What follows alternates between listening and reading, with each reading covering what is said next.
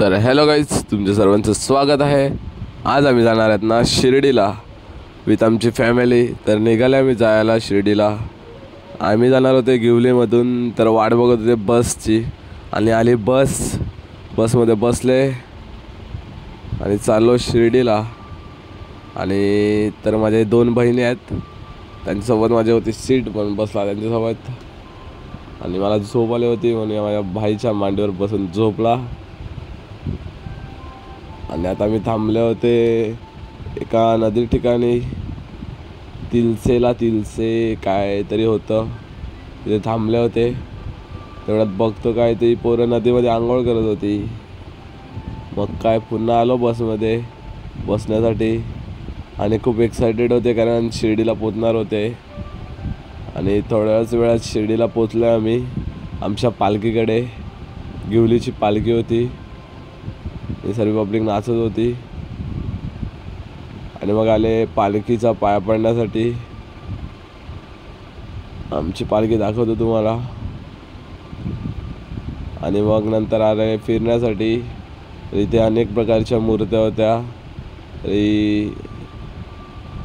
शंकराची खूप मोठी मूर्ती होती आणि बाकी पण होत्या, पण ही खूप मोठी मूर्ती होती, पूर्ण सजावट केलेली त्याला। नंतर मोबाईलची चार्जिंग संपली होती, मग मोबाईल लावला चार्जिंगला। आणि मग आता निघाले रूमवर जाण्यासाठी।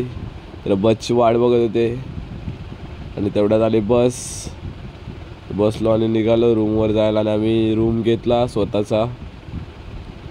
हे बघा, मी, जतिनदा, मम्मी पप्पा आणि उठले आणि सकाळी नाश्ता केला, कारण आता जायचं होतं आम्हाला दर्शनासाठी, पण तिथे मोबाईल अलाउड नव्हता।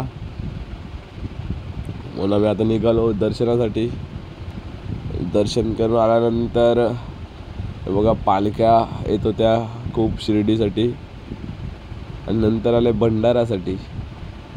खूप भारी भंडारा असतो इथे, तर आम्ही तिथे दरवर्षी जातो, यावर्षीसुद्धा गेलो। नंतर आले रूमवर थोडासा रेस्ट करण्यासाठी, कारण जायचं होतं आम्हाला फिरायला। मग निघाले फिरण्यासाठी आणि आले होते आता गार्डनला। खूप भारी गार्डन होतं, परंतु आम्हाला कशात बसूनच न दिलं। आणि हे बघू शकता तुम्ही, साईबाबाची मूर्ती किती मोठी आहे। आणि हा सेल्फी पॉईंट आय लव्ह साईबाबाचा। आणि संध्याकाळी पण खूप पालख्या येत होत्या। आणि नंतर निघाले भंडाराला जाण्यासाठी। भंडारा खाऊन आल्यानंतर पुन्हा निघाले शॉपिंगला जायला। आणि तेवढ्यात काय मम्मी ते घेत होती ड्रेस, आणि यांना पाहिजे होतं आईस्क्रीम, म्हणून मला मारत होते मस्का। चला तर यांना आईस्क्रीम घेऊन देऊ। आम्हाला हे मडकवाला आईस्क्रीम घेऊन दिला आहे, थँक्यू मानव दादा। तिकडे आमची मंडळी पुढे गेली आहे। मग पोचलो रूमवर, आईस्क्रीम खाल्लं आणि मग झोपले, कारण उठायचं होतं सकाळी घरी जाण्यासाठी।